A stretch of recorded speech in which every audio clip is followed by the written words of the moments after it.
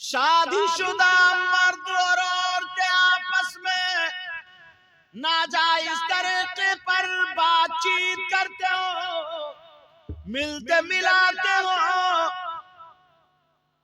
اب جملہ تھوڑا ویسا ہو رہا ہے، اس کو بدل کے بولنا چاہ رہا ہوں تاکہ جو شادی شدہ یا غیر شادی شدہ آپس میں بے حیائی کرتے ہو، غلط حرکتیں کرتے ہو، یعنی زنا تک کہانی پہنچ جاتی ہو، جہاں پر زنا عام ہو جاتا ہو اور اس کو ہلکا سمجھا جاتا ہو، کہیں کہیں اس کو فیشن سمجھا جاتا ہو، تو سنو اللہ تعالیٰ کی طرف سے عذاب آتا، یا تو زمین پھاڑ کر کے ان لوگوں کو دھسا دیتا ہے، یا انہیں بندر بنا کر کے پتھروں کی بارش کرتا ہے، یا پھر ظالم بادشاہ ان پہ مسلط کر دیتا ہے جو قدم قدم پہ ان کو تکلیفیں دیتا رہتا ہے. اب اس سے زیادہ کھل کے بول سکتا ہوں کیا میں؟ ذرا سمجھو، غور کرو یار، حد ہو گئی ہے. حضرت یہاں کا مجھے پتہ نہیں، اتنا جھارکھنڈ اڑیسہ ادھر جاؤ، جا کر کے دیکھو نا تو پتہ چلے گا شادی شدہ بھاگ جاتی ہے، بچوں کو چھوڑ کے بھاگ گئی، نہ اماں کی شرم نہ ابا کی شرم، کسی کی کچھ غیرت حیا ہے ہی نہیں. اس کی وجہ جانتے ہو کیوں؟ یہ موبائل ہے. موبائل اس اماں سے پوچھو یا ابا سے پوچھو کہ تم نے اپنی بیٹی کو جو موبائل اور سنو بات آگئی ذہن میں، حضرت اتنی بے حیائی ہے. ابھی یہ جنوری کا مہینہ نکلا نا، تو 26 جنوری کو اسکولوں میں فنکشن پروگرام کے نام پہ مسلمانوں کی بیٹیاں جا کے ناچی. 26 جنوری میں مسلمانوں کی بیٹیاں ناچ رہی ہے. اس باپ کو ڈوبنے کی جگہ ہونی چاہیے، اس ماں کو شرم و حیا غیرت ہونی چاہیے.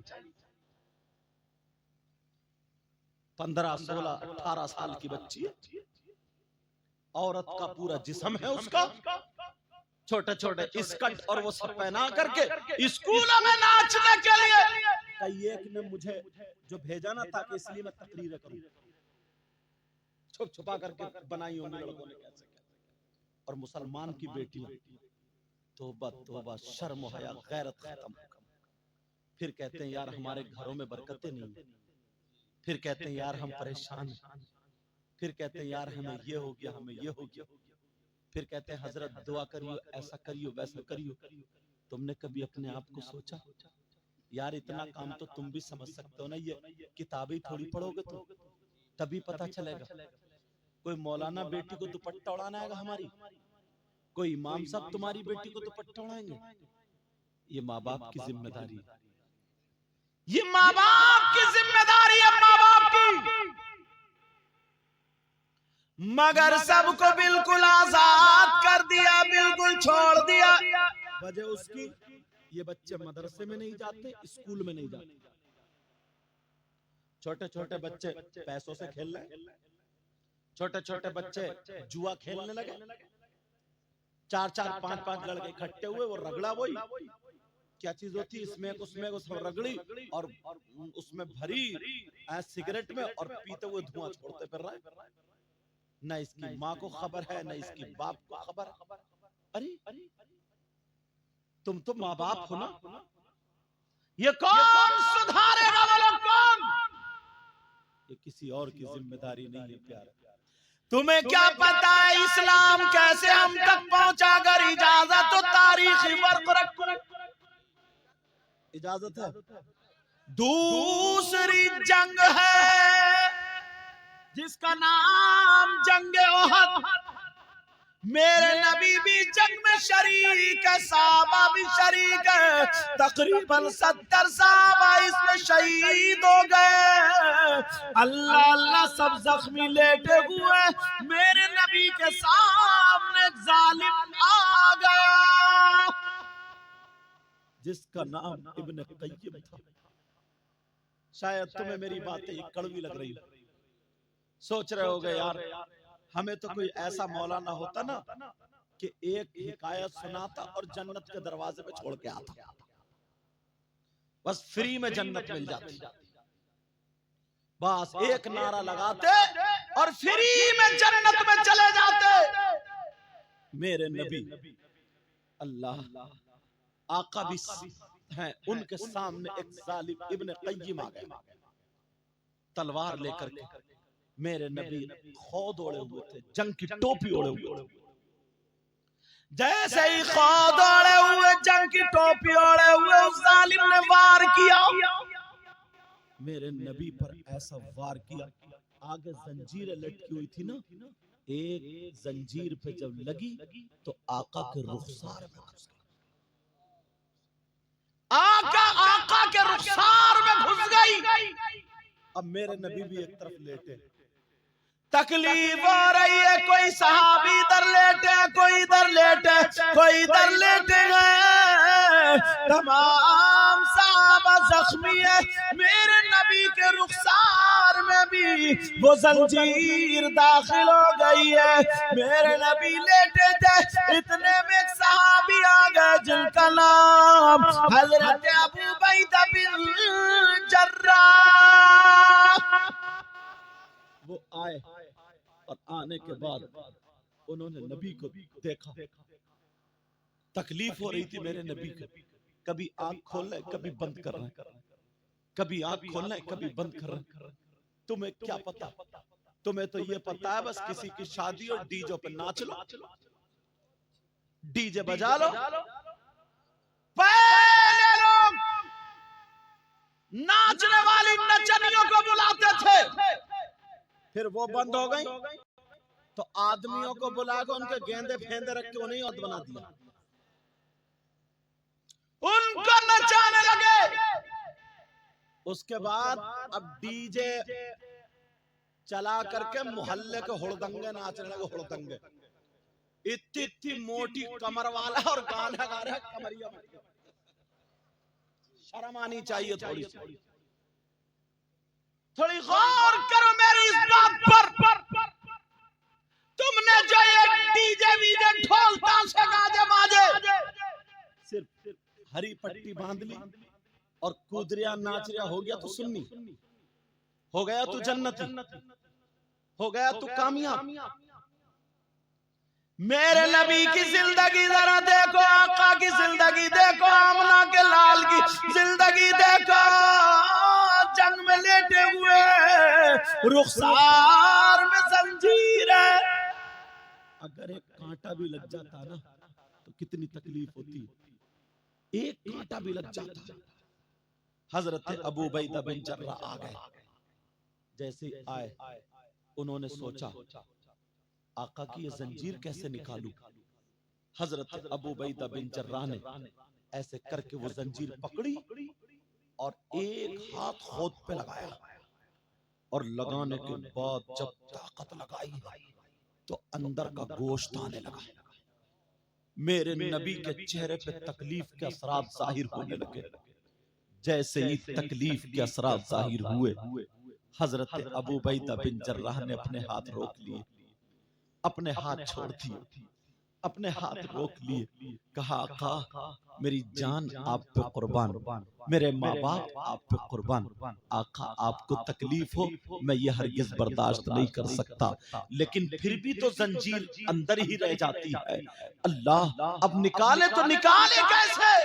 حضرت ابو عبیدہ بن جراح اب وہ زنجیر کو دوبارہ پکڑتے ہیں، جیسے ہی پکڑنے کے بعد پھر دوبارہ اس کو کھینچتے ہیں، ادھر کھینچنا تھا، پھر آقا کے چہرے پہ تکلیف کے اثرات ظاہر ہونے لگے۔ میرے نبی کے چہرے پہ جب تکلیف کے اثرات ظاہر ہوئے، حضرت ابو عبیدہ بن جراح نے پھر روک دیا، جیسے ہی ہاتھوں کو روکا، اب میرے نبی کہہ رہے ہیں ابو عبیدہ نکالو، ابو عبیدہ نکالو، ابو عبیدہ نکالو۔ آقا مجھے بہت درد ہو رہا ہے، آقا آپ کے چہرے کو دیکھ کر کے، تکلیف کو دیکھ کر کے ابو عبیدہ کے ہاتھ آگے نہیں بڑھ رہے ہیں۔ دو روایتیں آتی ہیں، ایک تو یہ ہے کہ ابو عبیدہ بن جراح نے اپنے آنکھوں سے پٹی باندھی تھی، دوسری روایت یہ ہے حضرت ابو عبیدہ بن جراح نے اپنی آنکھوں کو بند کیا تھا، اور بند کرنے کے بعد اس اپنے دانتوں سے زنجیر پکڑی جو میرے آقا کے رخسار میں لگی ہوئی تھی، اپنے دانتوں سے زنجیر پکڑتے ہیں اور خود پر لگاتے ہیں، جیسے ہی خود پر ہاتھ لگائے اور زنجیر پکڑ کے ابو عبیدہ بن جراح نے آنکھوں کو بند کر کے، اور جب جھٹکا مارا تھا ابو عبیدہ بن جراح نے، جب زنجیر نکالی تو زنجیر تو نکل گئی مگر دانت بھی ٹوٹ جاتے ہیں۔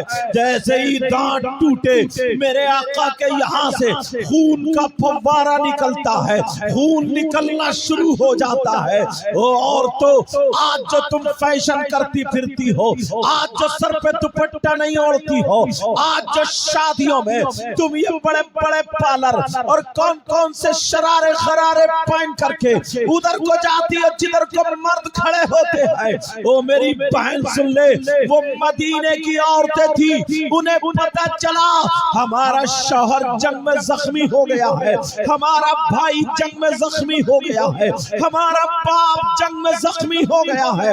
یہ مدینے کی عورتیں گھر میں نہیں بیٹھی، انہوں نے اپنی چادریں اوڑھی تھی، جسم نہیں دکھایا تھا۔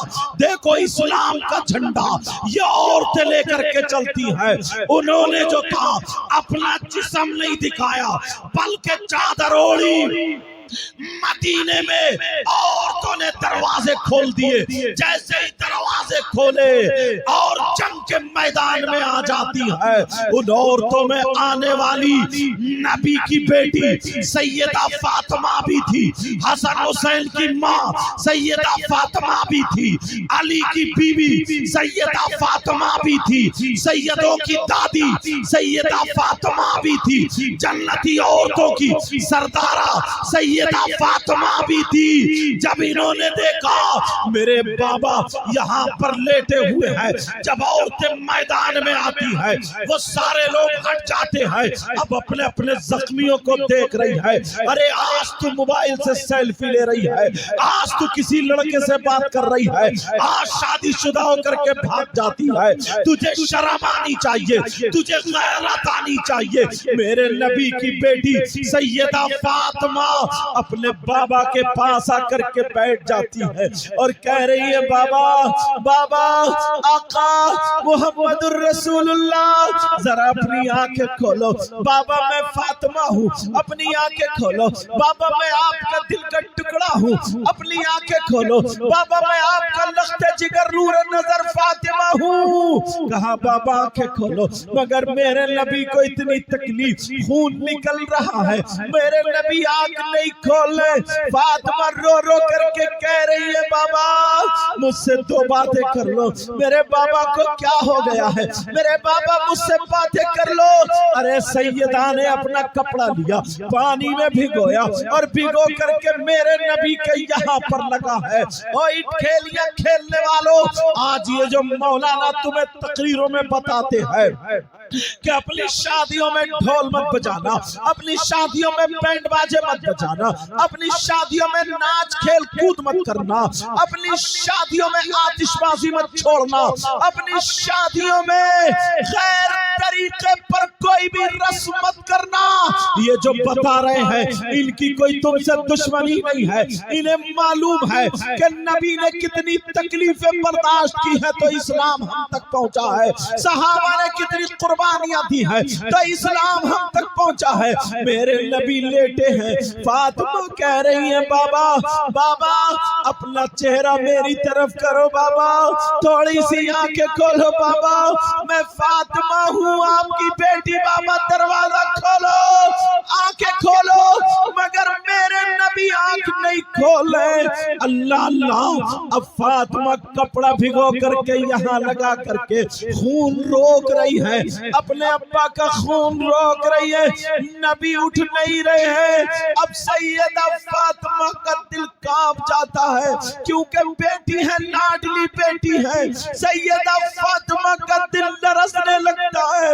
فاطمہ کہتی ہے اے اللہ اے اللہ, یہ قوم کیسے جنت میں جائے گی جو اپنے نبی کو تکلیف دیتی ہے. اے اللہ یہ قوم کیسے سدھرے گی جو اپنے نبی کو, جو تیرے محبوب کو تکلیف دیتی ہے. جب اتنا 3 مرتبہ کہا, میرے نبی اٹھ کے بیٹھ گئے, کہا بیٹی نا بیٹی نا تم میری بیٹی ہو. کہا بیٹی بیٹی ایسے جملہ مت بولنا. اب نبی دعا کر رہے ہیں مولا میری بیٹی کے جملوں کو محفوظ کر لینا. کہا مولا میری بیٹی کے جملوں کو محفوظ کر لینا, اس نے میری محبت میں کہہ دیا ہے. کہا بیٹی فاطمہ تم نہیں جانتی ہو, میں دیکھ رہا ہوں یہ آج جو مجھ پہ پتھر برسانا چاہتے ہیں, آج جو مجھ کو مارنا چاہتے ہیں, جو قتل کرنا چاہتے ہیں, ایک دن وہ ہوگا. بیٹی فاطمہ ان کی نسلوں میں ایسے پیدا ہوں گے, ایسے پیدا ہوں گے جو اسلام کا جھنڈا بلند کریں گے, جو اسلام کا جھنڈا لے کر کے جائیں گے. پیارو میرے نبی اٹھ کے بیٹھ جاتے ہیں. اب ذرا دیکھو نبی کو کتنی تکلیف ہوئی ہے. ایسے اسلام ہم تک پہنچا ہے. آج یہ چھوٹے چھوٹے بچے جوا کھیلنے لگے ہیں, بڑے بڑے آدمی سٹا کھیلنے لگے ہیں, بڑے بڑے آدمی جوا کھیلنے لگے ہیں. میں تم سے پوچھتا ہوں, پھر حضرت علی کا نام لیتے ہو, شرابیں پیتے ہو, مولا کائنات حضرت علی کا نام لیتے ہو. قرآن پاک کی آیت کریمہ ہے وَيَسْأَلُونَكَ عَنِ الْخَمْرِ وَالْمَيْسِرِ قُلْ فِيهِمَا إِثْمٌ كَبِيرٌ. دوسرے سپارے کی آیت ہے. قرآن شریف میں گھر جا کر کے دیکھ لینا, گھر جا کر کے اٹھا کے دیکھ لینا. اس کی شان نزول میں حضرت علی کا واقعہ لکھا ہے. حضرت علی فرماتے ہیں اگر کہیں پہ تالاب ہو اور اس تالاب میں پانی ہو اور اس پانی میں شراب کے چند قطرے ڈال دیے جائیں, میرے علی فرماتے ہیں اس پانی میں شراب کے چند قطرے ڈال دیے جائیں اور وہ پانی زمین پہ خشک ہو جائے, تو حضرت علی فرماتے ہیں اب اس زمین پر گھاس اگائے اور اس گھاس کو علی کی بکریاں کھا لے, علی کی بکریاں چر لے, تو علی وہ ہے کہ ان بکریوں کا دودھ بھی نہیں پیے گا. ارے تو کیسا علی کا وفادار غلام بننا چاہتا ہے, تو کیسا حسین پاک کا غلام ہے, تو کیسے ہو سکتا ہے شراب پی کر کے ڈھول بجانے والا, شراب پی کر کے گھروں میں ناچنے والا, شراب پی کر کے شادیوں میں ڈانس کرنے والا, شراب پی کر کے گالیاں بکنے والا, شراب پی کر کے محلوں میں گھومنے والا, شراب پی کر کے تو اپنے آپ کو ترمگیری دکھانے والا. اور حد تو یہ ہے کئی کئی مزار شریف پہ بھی وہ موٹے موٹے کنٹھے پہننے والے بابا, وہ گلے میں وہ بڑی بڑی موٹی موٹی موتی پہننے والے بابا, اوپر سے سلفا پی رہا ہے, اوپر سے چرس پی رہا ہے, سلفے پہ سلفا اڑا رہا ہے اور کہتا حق علی حق علی حق علی, خدا کی قسم وہ قبر میں جائے گا تو اس کی اتنی پٹائی ہوگی, اتنی پٹائی ہوگی, میرے علی اس سے ہرگز خوش نہیں ہو سکتے ہیں. اور سنو محرم کا مہینہ آتا ہے, تم ڈھول بجاتے ہو, محرم کا مہینہ آتا ہے, شرابیں پیتے ہو, محرم کا مہینہ آتا ہے, کسی کی موٹر سائیکل کا شیشہ توڑ دیا, کسی کی لائٹیں پھوڑ دی, کسی کے گھر میں گوبر پھینک دیا, یہاں تک کہ اور چلو 10 محرم کو کربلا شریف جاتے ہو یا نہیں جاتے ہو بولو؟ 10 محرم کو کربلا شریف میں کیا ہوتا ہے؟ ہمارے یہاں پر کیا ہوتا ہے؟ ہمارے یہاں پہ میلہ لگتا ہے، مگر ذرا سنو، تمہیں تمہاری تاریخ بلا دی گئی ہے۔ 10 محرم کو کیا ہوا تھا؟ کربلا میں نبی کے شہزادے، نبی کے نواسے امام حسین شہید ہوئے، 3 دن کے بھوکے پیاسے لیٹے ہوئے تھے۔ امام حسین کے بھانجے اونو محمد شہید ہوئے لیٹے تھے۔ ارے یہی تک نہیں، حسین پاک کے بیٹے شہید ہوئے لیٹے تھے، بھتیجے شہید ہوئے لیٹے تھے۔ بھائیا حضرت عباس کے کٹے ہوئے بازو شہید ہوئے لیٹے تھے۔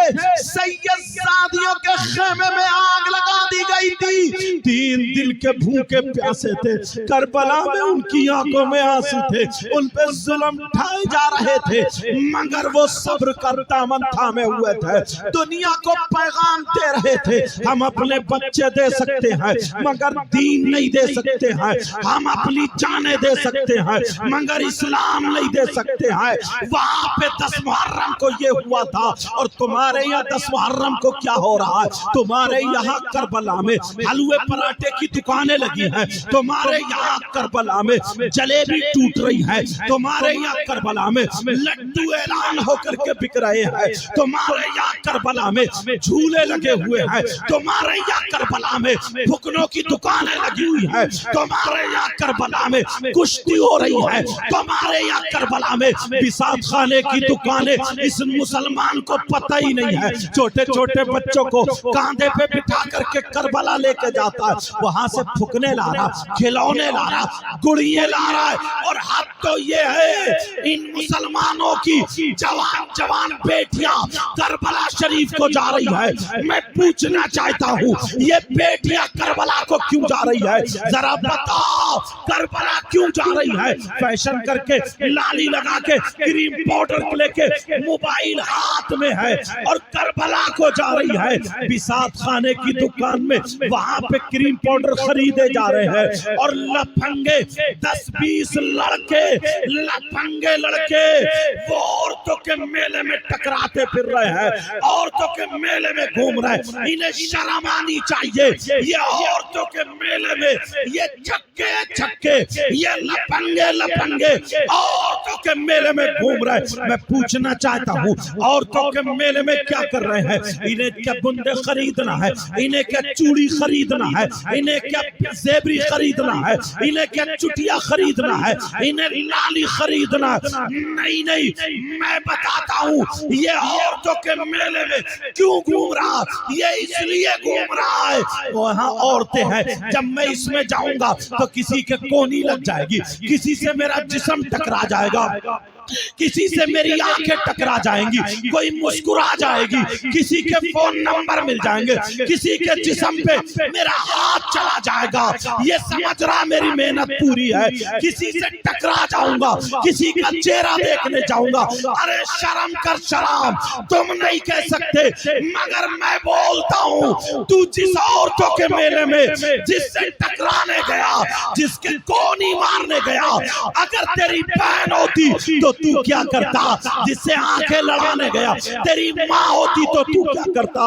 جسے دیکھنے گیا تیری چچی ہوتی تو تو کیا کرتا؟ جس سے ٹکرانے گیا تیری پھوپھی ہوتی تو تو کیا کرتا؟ جس کا چہرہ دیکھنے گیا تیری سگی بھانجی ہوتی، بھتیجی ہوتی تو تو کیا کرتا؟ ڈوب مرنے کو چاہیے تھا۔ ارے تو مسلمان ہے، اگر تو پکا سچا نبی کا غلام بننا چاہتا ہے تو آج کے جلسے میں یہاں پہ توبہ کرنی ہوگی اور تجھے ایسا بننا ہوگا۔ میں بتاتا ہوں نبی کا غلام کون ہوتا ہے؟ نبی کا غلام وہ ہے اگر کھائے تو اس کے کھانے کی ادا بولے نبی نبی، اگر پیے تو اس کے پینے کی ادا بولے نبی نبی، اس کے چلنے کی ادا بولے نبی نبی، اس کے سونے کی ادا بولے نبی نبی، اس کے پہننے اوڑھنے کی ادا بولے نبی نبی۔ جس راستے سے نکل جائے اپنے نہیں غیر کہے، کہے واہ، جب نبی کا غلام ایسا ہے تو پھر نبیوں کا امام